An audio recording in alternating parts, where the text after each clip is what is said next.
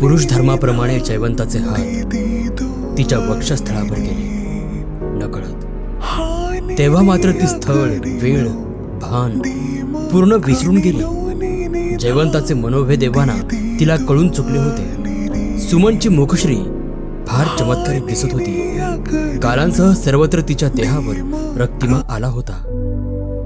तो किंचित झुकला तेव्हा तिच्या डाव्या छातीच्या जरावर फार विचित्र असा व्रण दिसला. जयवंताने त्या मंद लाईटाच्या प्रकाशात स्पष्ट पाहिले, पण त्याच्यासाठी हे सर्व गौण होतं. परोपरीने सुमन त्यास साथ देत होती. तिचे डोळे ध्यानस्थाप्रमाणे घट्ट मिटले होते.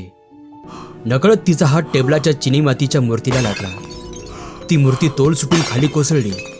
तसे तिचे सहस्त्र तुकडे झाले. जसा त्या मूर्तीचा आवाज झाला, अगदी त्याच ओघाने रामचंद्र पेटकुळे काकांच्या घोरण्याचा घुमत्कार बंद झाला. याचा अर्थ हाच की त्यांची झोप उडाली. त्यांनी तशा झोपेतच आवाज दिला, बाई काय पडलं? तसे जयवंत आणि सुमन दोघेही भानावर आले. जयवंत तशाच अवस्थेत दबक्या पावलांनी बाहेर पडला आणि सुमनने स्वतःला लगबगीने सावरले. मात्र काही क्षणातच काका दार उघडून बाहेर आले. तेव्हा ती स्वतःला सावरतच होती की त्यांनी आपली नजर फिरवून घेतली. सुमन म्हणाली, काही नाही मामजी, माझा हात लागून मूर्ती पडली. थोडा वेळ झालाय, मी आत्ताच आले आहे. आवरतच होते. त्यांनी त्यांच्या रूमच्या घड्याळात पाहिलं. 1 वाजत आला होता. सुमनचं बेलगाम वागणं ते वरचे वर टाळत होते. मात्र ते आतशा थोडे रागाने उत्तरले, एवढ्या रात्री? बाई तुला समजायला पाहिजे, एवढं वेंधळे पण मला चालणार नाही. हो हो मामजी, पण अम्माची स्थिती ठीक नव्हती. तिला झटके आले होते म्हणूनच उशीर झाला. ती दचकतच म्हणाली. तेव्हा आपल्या वृत्तीप्रमाणे काका भाऊक होऊन म्हणाले, अरे बापरे, हो का? आता बरी आहे ना ती? आणि अशा नाना तऱ्हेचे संवाद होऊन सुमनने तो प्रसंग काही वेळात निस्तारला. आता पलंगावर पडल्या पडल्या सुमन विचारात गढली होती. तेव्हा तिचं तिलाच मोठं आश्चर्य वाटलं. हे आपण काय करून बसलो आहोत? जयवंताला आपण कशी साथ दिली? छे, ती मी नव्हतेच. जो प्रकार घडला तो घडला. उद्या जयवंताला जा म्हणून सांगावं. पुढे जे काय व्हायचे असेल ते होऊ देत. माझ्याकडून तरी ते शक्य होणार नाही. पण तेवढ्यातच तिला वास्तव दिसलं आणि त्यामुळे तिच्या अंगाचा थरकाप उडाला. जयवंताला 1 अमावास्यापर्यंत थांबून ठेवलंच पाहिजे अशी तिची मनोदेवता म्हणत होती. आणि तिला अम्माच्या सोबत दवाखान्यात घडलेला संवाद आठवू लागला. अम्मा, काल जयवंत म्हणाले की त्यांच्या मित्राचं वर्तन अगदी विलक्षण झालं आहे. काहीतरी विचित्र वागू लागले आहेत ते. अम्माच्या कानात अगदी प्राण स्वरात सुमन बोलली. अम्मा पलंगावर पडल्या पडल्याच ऐकत होती. तिची चर्या फार गंभीर दिसत होती. मनात अनेक वाक्य आले असताना देखील ती एवढंच उत्तरली, समजलं सुमन बिटिया. सुमन पुन्हा हळू स्वरात म्हणाली, अम्मा, त्यांच्या अंगात विनोद? डोळे विलक्षण विस्फारून अम्मा म्हणाली, हां बेटी, विनोद. अम्माचा हात तिच्या हातात तसाच राहिला. क्षणभर ती शून्य दृष्टीत हरवून गेली. तिच्या चेहऱ्यावर फार त्रासिक भाव झळकत होते. भानावर येऊन पुढे सुमन म्हणाली, अम्मा, काल मनोजच्या फोटोकडे पाहून सचिन रडत होते. तेव्हाच मला सगळा प्रकार लक्षात आला होता. सुमन बेटी, सुटकेसमधले अभिमंत्रित कपडे उघडून त्यांनी फार चूक केली. अम्मा शुष्क स्वराने उत्तरली, अम्मा, आपल्याला ते आता करता नाही यायचं का?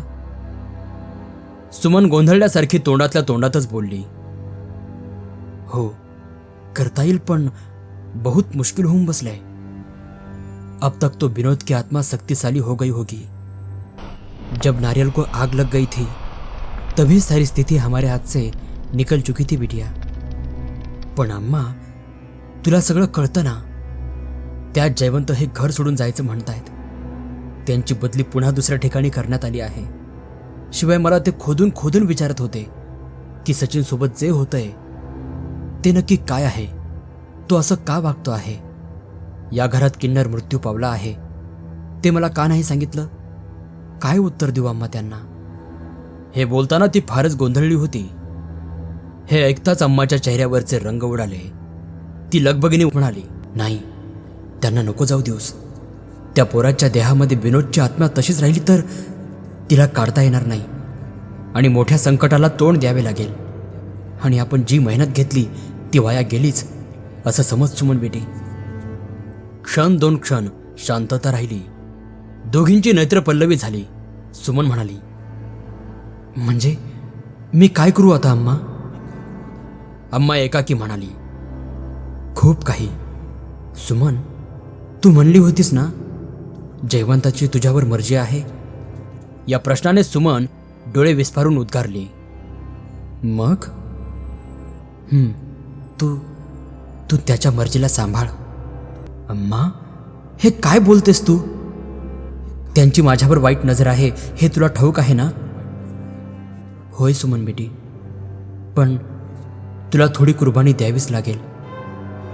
तू त्या दोघांना कसंही थांबवून ठेव. मला अजून नीटसं चालताही येत नाहीये. गुरुजींशी बोलून बघू पुढे काय करता येईल. सुमन म्हणाली, अम्मा, आता मला फार भीती वाटत आहे. विनोदच्या आत्म्याने वर येऊन मला काही केलं तर?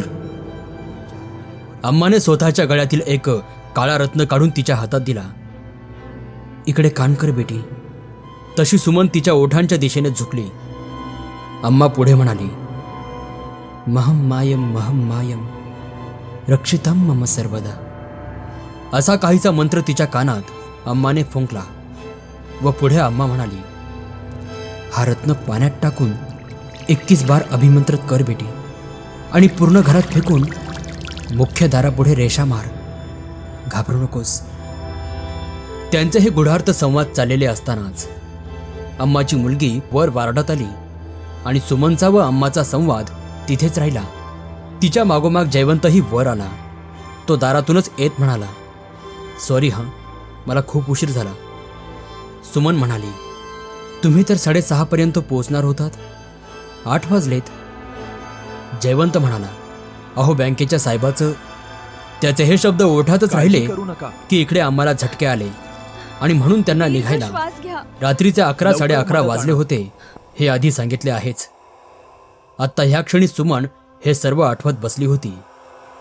इकडे जयवंत दार लोटून आत खोलीत शिरला तेव्हा त्याला फारच धाप लागली होती.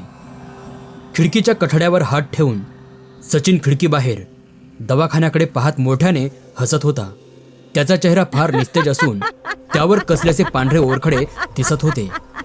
त्याने मागे वळून पाहिलं तेव्हा जयवंत धापा टाकताना पाहून तो म्हणाला, काय रे, काय झालं? अजूनही जयवंताची छाती धडधडत होती. सचिनने सिगारेटीचा धूर बाहेर फेकून त्या धूम्रवलयांना हवेत सोडून तो जयवंताजवळ आला. सांग, काय झालं? त्याच्या खांद्याला धरून सचिनने त्याला पलंगावर बसविले. जयवंताने त्याला घडलेला सर्व प्रकार इत्यंभूत सांगितला.